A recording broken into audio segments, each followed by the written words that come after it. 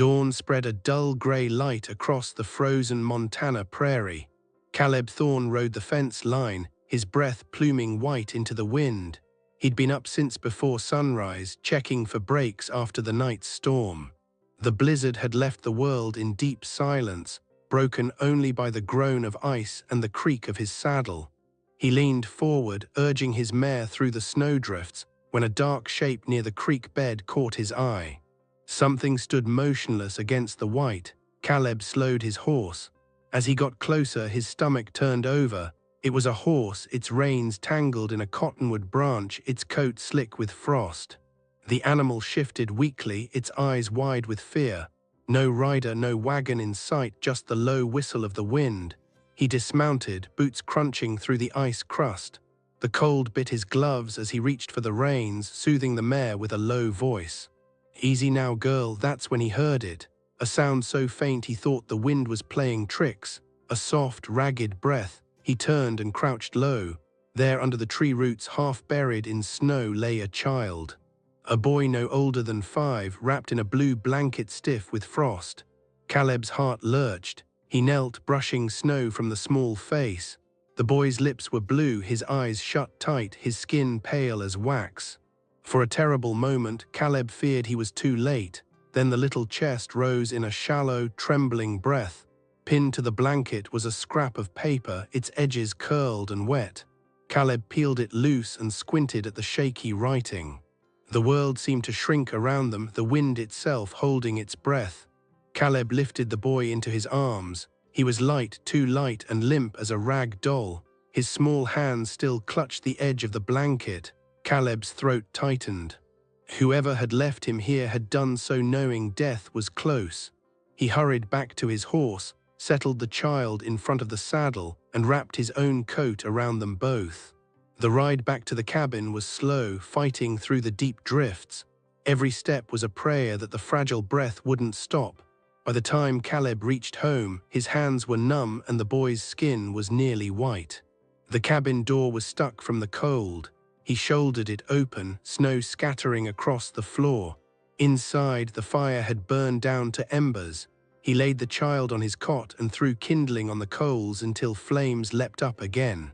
He worked fast, stripping off the frozen clothes, rubbing the small limbs with a dry cloth and wrapping him in layers of wool. The boy's ribs showed through his skin, old yellowed bruises marking one side. Caleb's jaw tightened. Someone had done more than abandon this child, they had hurt him.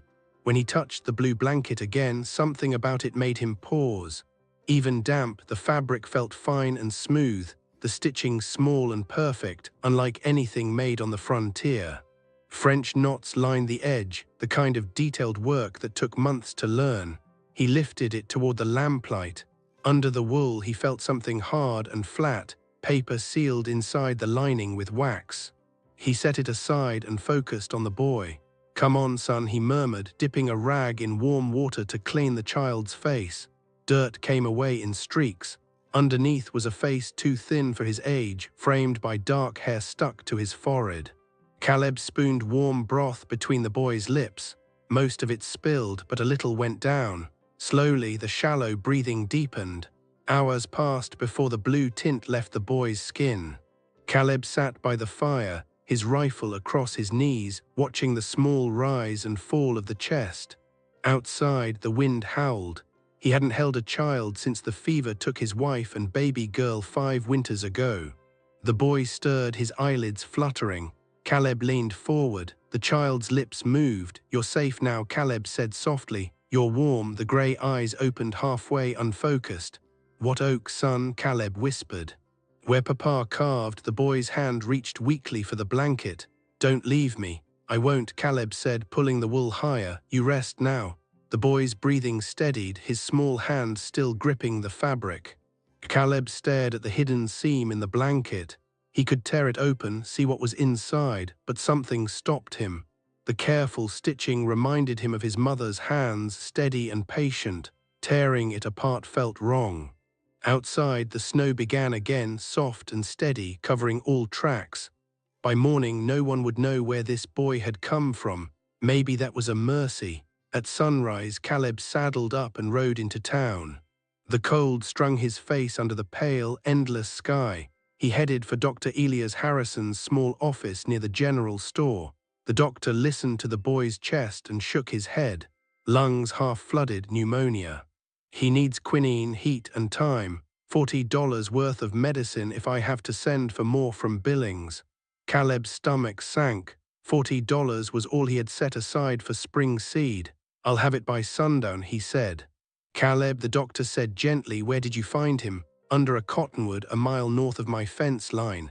Alone. The doctor's gaze fell to the blue blanket. That's no frontier work. I know, Caleb said. You report this to the marshal. Not yet, you should. A boy that young, someone's looking for him or someone left him, Caleb said quietly. Before the doctor could answer, the office door swung open. Vernon Latimer filled the frame. County surveyor, a big man thick around the neck with sharp eyes that missed nothing. His gaze went straight to the cot where the boy lay wrapped in blue. Heard you brought in a stray, Thorne. Caleb stepped between him and the child. Found him half frozen. Generous of you, Vernon said, his voice smooth but cold. Boy got a name, didn't say. Vernon's hand brushed the blanket, then froze. For half a second his fingers trembled. Then he pulled back, jaw tight. Where exactly did you find him? By the dry creek. Your side of the property line or mine? Didn't measure, Caleb said flatly. Vernon's eyes narrowed. Careful, Thorne. Strays tend to have owners. He turned and left, boots heavy on the floorboards. Dr. Harrison exhaled. What's Vernon want with a sick child? Caleb looked down at the boy, his hands still gripping that blue blanket. I don't know, he said, but I'm going to find out before he does. The wind cut sharper the next morning, whistling through the cracks in Caleb's cabin walls. He hadn't slept. Every sound in the night had kept him half awake. The groan of branches, the hiss of snow, the boy's rough breathing from the cot. At first light he checked the fever. The skin was warm but not burning, a good sign. He sat beside him, spooning in broth a little at a time. The boy swallowed weakly, then drifted back to sleep, one hand still tangled in the blue blanket. Outside, a horse whinnied. Caleb's pulse jumped. He grabbed his rifle and stepped to the window. A figure dismounted near the barn, Vernon Latimer. The man moved with the confidence of someone who thought he owned the place. Caleb went to the door before Vernon could knock. You've got nerve, Caleb said, blocking the entrance. Got news, Vernon answered, his breath fogging. Stopped by the land office this morning. Seems your name's been added to the county notice board. Caleb frowned. For what? Harboring stolen property. Vernon's grin was small and mean, child and horse both. Caleb's stomach dropped. You posted that? I did, Vernon said easily. Reward for the boy's return to his rightful guardian. And that would be you, not me, my cousin Thomas Latimer. He holds the indenture papers. Caleb's hands tightened on the doorframe. You're lying, maybe, but lies look an awful lot like truth when they're stamped with a county seal. Caleb slammed the door hard enough to rattle the hinges.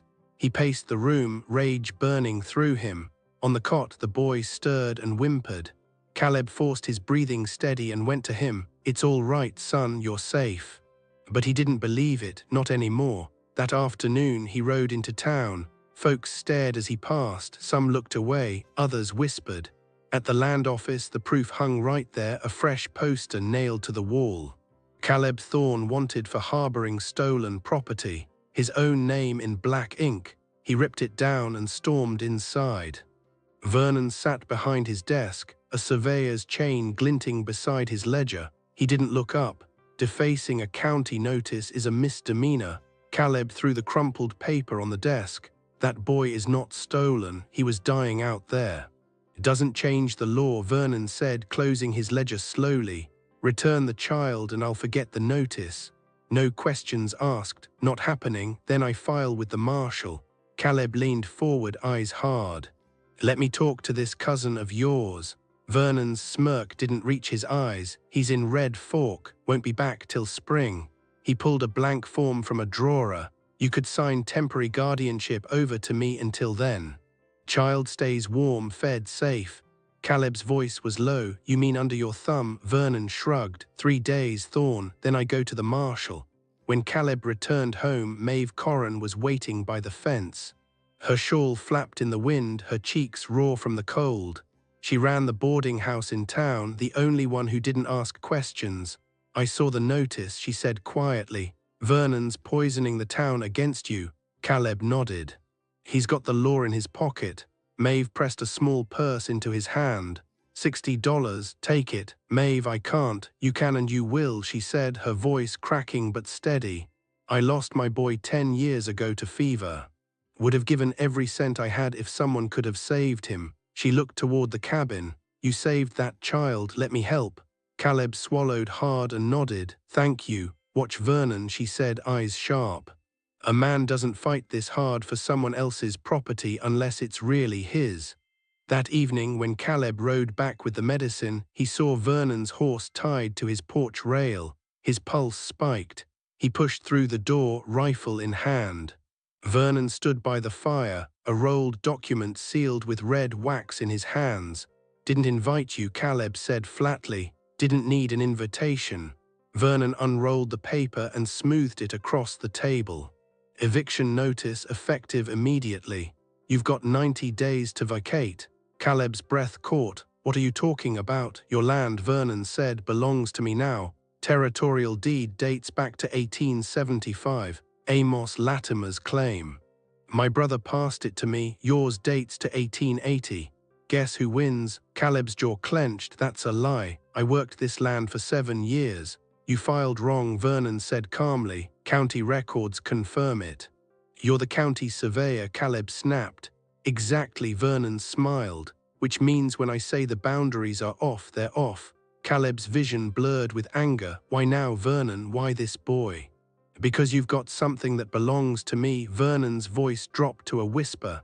My niece, Sarah Latimer, dead these 4 years. She had a habit of hiding things in her sewing.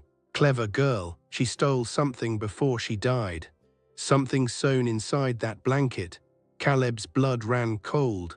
A land grant, Vernon's eyes narrowed. A forgery, her child's a bastard. That document was never hers. But if it ever sees daylight, every acre I own turns to dust.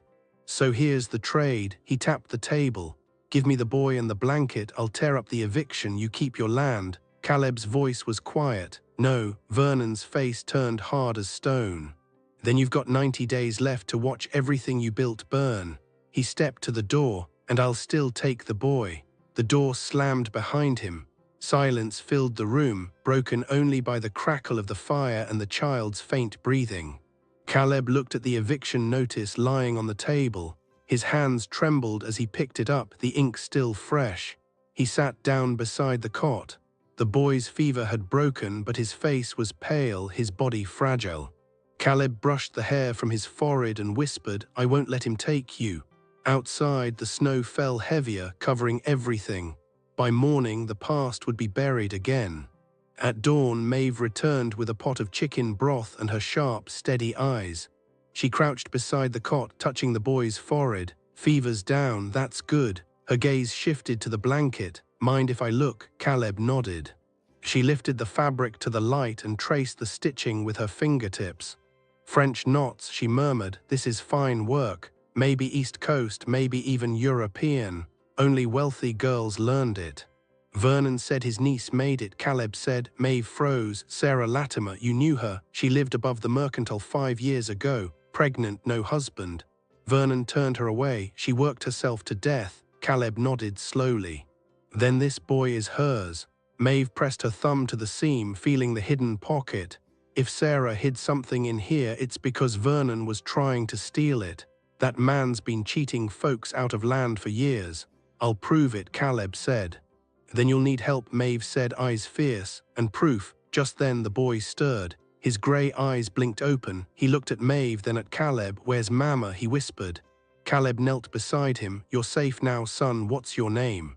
The boy's lip trembled. James. Mave's eyes filled with tears. We'll find it, James, she said softly. Caleb wrapped the blanket tighter around the boy and stared into the fire, the weight of the fight ahead settling deep in his chest. Vernon wanted the land, but he wanted that boy more. And Caleb Thorne wasn't about to let him have either. The snow began to melt 2 weeks later, slow at first, then in steady streams that turned the frozen fields to mud. Caleb's cabin smelled of coffee, wood, smoke, and hope. The boy James was stronger now. He could sit up by the fire, eat on his own, even laugh a little. For a child who had been half dead, he was a miracle. But the danger hadn't passed.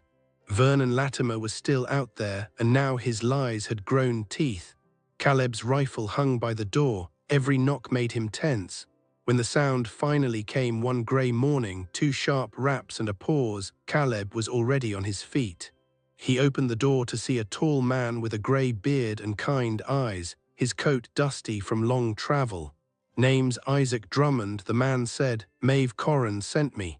Caleb stepped aside. "Come in." Inside, Isaac looked around, nodding at the warmth and order. James sat wrapped in his blue blanket, colouring on scrap paper with bits of charcoal. "I hear you've got trouble with Vernon Latimer," Isaac said. "More than trouble," Caleb answered. "He's trying to take my land and this boy." Isaac set down a leather case and unrolled it across the table. Inside were folded maps, yellowed at the edges. "I worked for Union Pacific for 30 years. Surveyed every ridge between Omaha and Oregon. These are the original records from 1883, territorial maps, official as they come." Caleb leaned closer. The lines were neat, the handwriting clean. "Here," Isaac pointed, "is Latimer land filed by Amos Latimer in 1875. But here," he moved his finger west, "is Sarah Latimer's claim, registered 1882. This is your property line. Vernon's been shifting stakes. His boundary markers are off by 400 yards. Caleb's pulse quickened. "You can prove that?" Isaac smiled. "Maps don't lie. Men do." Mave arrived soon after, cheeks flushed from the cold. Behind her came Reverend Hulcom, his worn Bible tucked under his arm. "It's time," he said softly. "Judge Harlan's on circuit. He'll be in town tomorrow." Isaac rolled up the maps. "Then we'll meet him with proof." That night Caleb couldn't sleep. He sat by the fire, the blanket folded beside him, the hidden pocket still sealed. The boy slept soundly, breath even and peaceful. Caleb watched the flames and thought about how much had changed since that morning under the cottonwood tree. He'd found a half-frozen child, but somewhere along the way he'd found himself again too. At dawn the knock came again. This time it was Marshal Tate Greer. The man's broad shoulders filled the doorway, his badge catching the light. "Morning, Caleb. Got a warrant here." He held up the paper. "Vernon filed charges. Says you're harboring a child under false guardianship and withholding county documents." Caleb's heart sank. "He's lying." "Maybe," Greer said.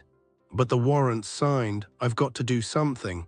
Best I can do is take that blanket as evidence. Keeps it safe in the county vault till the judge decides." Caleb hesitated, eyes moving to James. The boy clutched the blue fabric tight in his sleep. "He won't understand," Caleb said quietly.